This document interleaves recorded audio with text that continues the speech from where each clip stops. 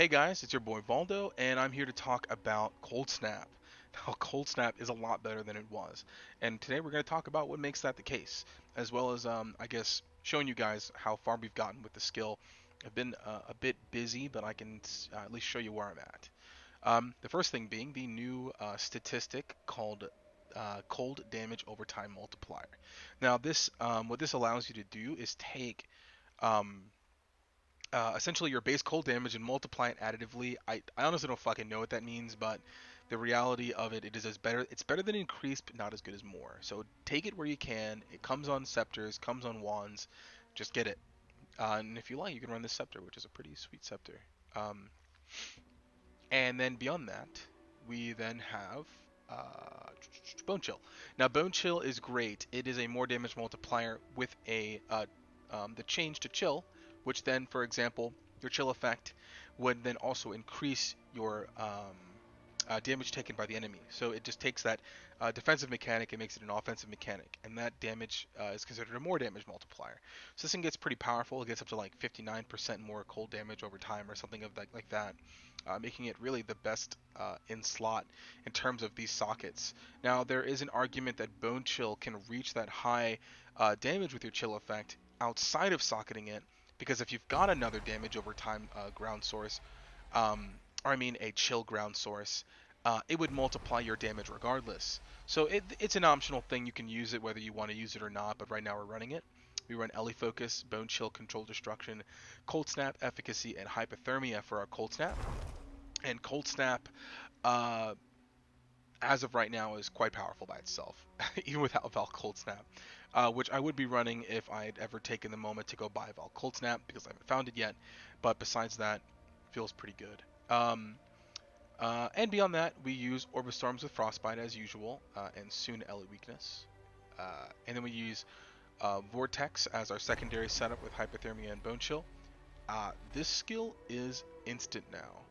That is a very slept on mechanic. What that means is whenever we're soul charging, running, whatever it may be, I mean soul charging, shield charging, you can hit your Vortex, which is really fancy and feels really good. But the real point here is throwing down your Vortex and casting your Cold Snap covers two big areas. One obviously on top of you, and then one wherever you cast it. And what that means is that enemies can't run up on you too easily without getting chilled. Um, and that's great.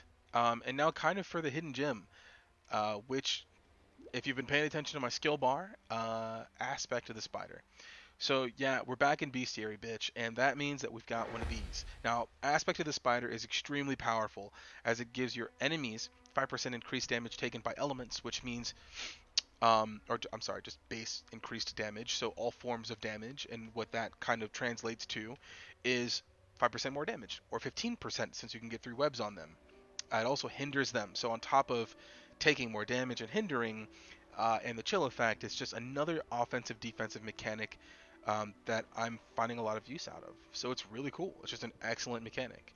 And it's a really slept on aura right now because I bought this helmet for like a chaos.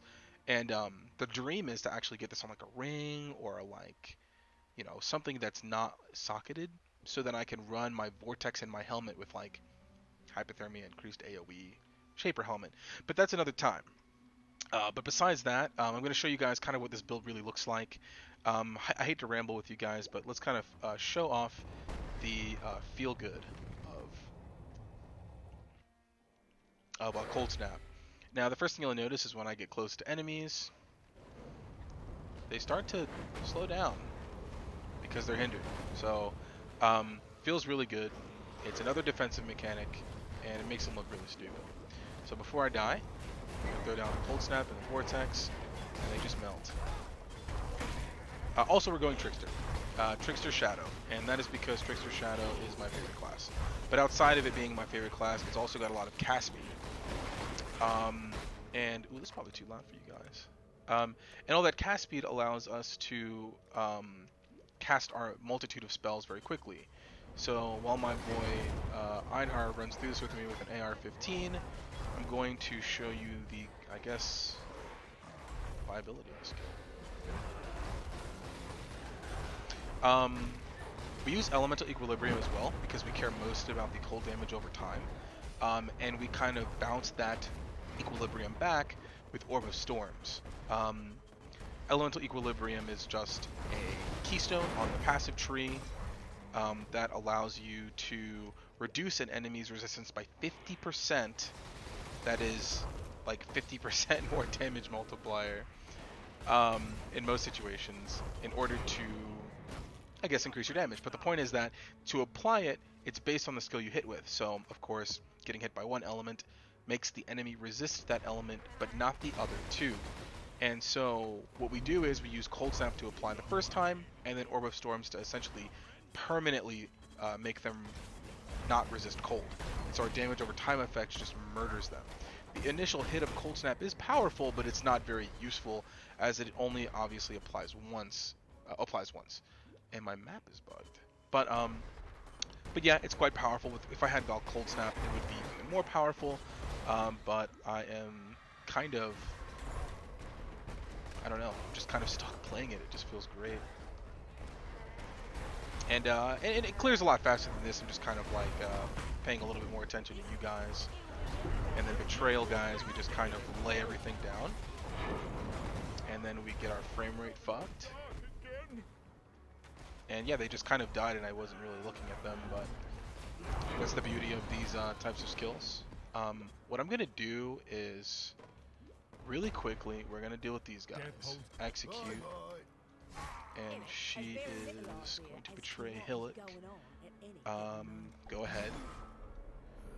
And we're going to grab this wharf map, and we're going to take this shit to the boss.